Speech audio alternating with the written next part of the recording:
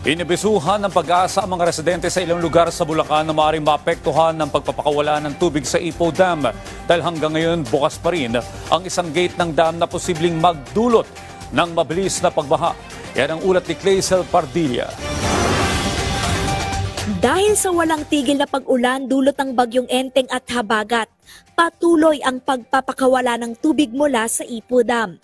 Ngayong araw na itala ang 100.55 meters sa lebelang tubig sa Ipoh Dam.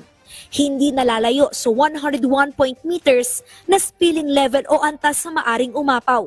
Binuksan ang isa sa tatlong gate ng Ipoh Dam. Nakataas ang warning system sa Ipoh Dam at pinaalerto ang mga residente sa bayan ng Norzagaray, Angat, San Rafael, Bustos, Baliwag, Pulilan at iba pang lugar sa Bulacan. So ito po ay meron pang isang gate na bukas at 0.15 meters. So patuloy po itong nagpapakawala ng tubig. Pero gusto ko pong i-emphasize, not only yung pong releases from Ipoh Dam ang tinitignan natin na pwedeng cause ng pagtaas ng tubig, but yun din pong mga pag-ulan within the downstream areas. Nagbubuga rin ng tubig na aabot sa 130 cubic meters per second ang Bustos Dam matapos buksan ang dalawang gate nito. Alas 11 kaninang umaga nang umabot sa 16.75 meters ang taas ng tubig sa Bustos Dam, habang 17.35 meters ang spilling level. Pinag-iingat ang mga nakatira malapit sa naturang irigasyon gaya sa Barangay Tibagan, Bustos, Bulacan. Habang inaabisuhan ang mga residente na nakatira sa mababang bahagi ng Tulyahan River, tulad sa Fairview, Quezon City at ilang lugar sa Valenzuela at Malabon. Critical pa rin kasi ang level ng tubig sa Lamesa Dam hanggang kaninang alas 9 ng umaga. Ang tanong, masasalo pa kaya ang ibinabagsak na tubig ng bagyo at habagat o posibleng umawas ang tubig sa mga naturang dam?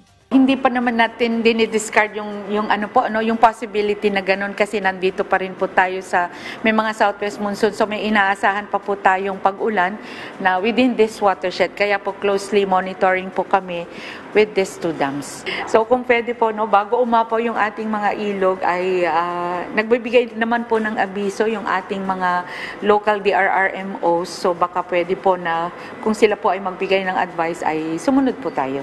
Dumipensa naman ang pag-asa kasunod ang pahayag ni Albay Congressman Joey Salceda na natutulog umano sa trabaho ang pag-asa at dapat maagang nagbigay ng impormasyon sa papasok na sama ng panahon. Kami po ay 24 oras na sumusubaybay kapag merong mga ganitong inclement weather events po. So gusto po naming ipaalam na kami po ay hindi natutulog.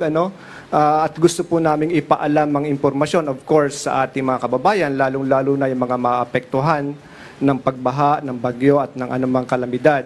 Again, i-mention ko lang din po na as early as August 28 ay nagpalabas na po ang pag-asa ng impormasyon kaugnay doon sa maaaring mabuong tropical cyclone. Kaugnay ng epekto ng bagyong Enteng, 2,000 customer ng Meralco ang walang kuryente. Naapektuhan kasi ang ilang linya ng kuryente sa Cavite, Metro Manila at Rizal. Sinisikap na ng Meralco na ibalik ang supply ng kuryente. Humingi ito ng dispensa dahil kailangan anyang sundin ng safety protocol ngayong tag-ulan. Clazel Pardilla para sa Pambansang TV sa Bagong Pilipinas.